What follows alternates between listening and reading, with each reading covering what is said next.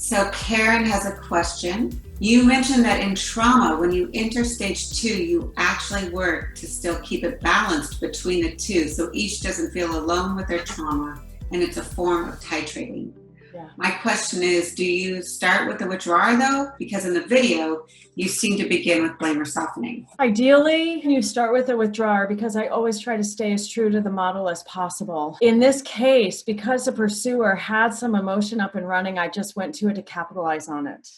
Okay. And especially in this case, the female, the pursuer, is the trauma survivor. Whenever there's a glimpse of emotionality in her, from her, I'll generally go sometimes quickly, but sometimes just very subtly to make space for it to amplify it. Because again, I'm helping her make experiential contact with her emotion, which is so very different than denying her emotion so thoroughly that even in yesterday's session, it's like, my armor is everywhere. I'm just seeing my armor everywhere. I don't know how to have my day without my armor. Helping her touch her own affect, even if though it's out of order, even though the withdrawer hasn't touched his, I'm just going to help her keep touching it because that's an example of working below and behind the defenses called her armor. Mm-hmm. Even though she has her armor to keep her safe in the world, she still is human and she feels, but she's never had any help making contact with her feelings. So the second I get any little opening, I'm going to go there because it tells me her nervous system is ready. Just with her nervous system being ready, I have to drop that thing about EFT that we do the withdrawal engagement first. So the messiness of stage 2 with trauma survivors, half step.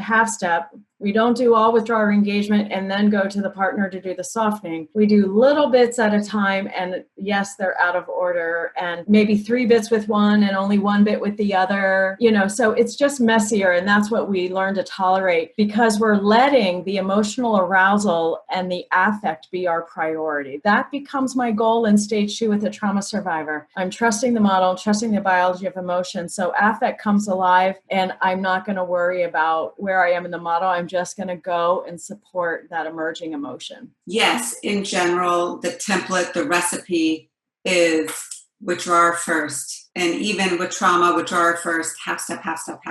But you're saying attunement trumps the recipe. That's great. That's a better way of saying it. And so if the emotional affect comes alive, that's a priority. My overarching job is to help her and every client befriend their inner world. I love that. Befriend your inner world. Your job is to help every client befriend their inner world. Brings a little water to my eyes because that's what we're doing, especially in all of these unknown and leading edge and uncomfortable conversations. We're all getting stirred up for really good reason. And then what do we do with our own stirred up? Clients come in stirred up. Then we're in stage 2 and pursuer has some affect. She's stirred up, but it's out of order. But I'm going to go help her make experiential contact with this distress that's coming alive so she can befriend it. And when we befriend our own emotion, that's when the intelligence embedded in the emotion has a chance to inform us. I love that. I know I've heard you say that, Kathryn, but it's hitting me in a deeper, new way in this moment.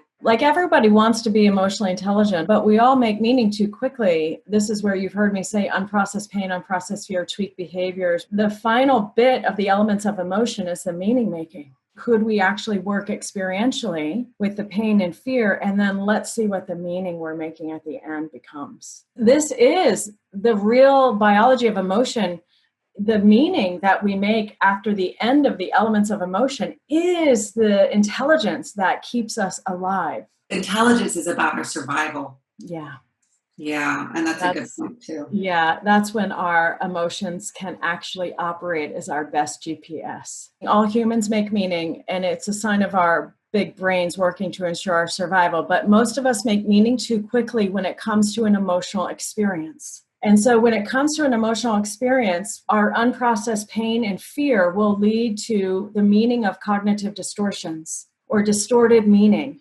And my job in helping myself and my clients befriend their emotion is to make space for the elements of that pain and fear to come alive. And that's where the meaning making is the final step of the elements of emotion. And the meaning is usually different when we make space for our pain and fear to move us. We weep, we walk, we make sounds, we move our bodies as we feel our feelings, and the waves come and then they subside, and then they come again, and then they subside. Then the meaning starts emerging in our minds about what that was about. That's the intelligence of the emotion informing us about our survival, or informing us about a decision or a judgment or a choice. We move too fast, and our culture hasn't prioritized slowing down and making space to feel into. And so we think of decisions being all cognitive. Yeah. But decisions are anything but cognitive. We're constantly being informed by our felt sense. And that's what takes time to befriend and distill, to give space to the sensation of our emotion, to move within us. And as the emotion moves and undulates, radiates, shrinks, contracts, expands, as those waves of movement subside, the meaning we make will be different than the meaning we started with. So if we make meaning on top of unprocessed pain, we may make the wrong meaning. Mm-hmm. And so we don't try and change that as clinicians by saying, that's a cognitive distortion, right? Yeah. We instead go to unpack the pain, because automatically the biology of emotion says that the conclusion, the meaning that will be made after processing will be different. For more hot tips on emotionally focused therapy, go to theeftcafe.com and sign up for our newsletter, where you will receive short little clips like the one you just watched.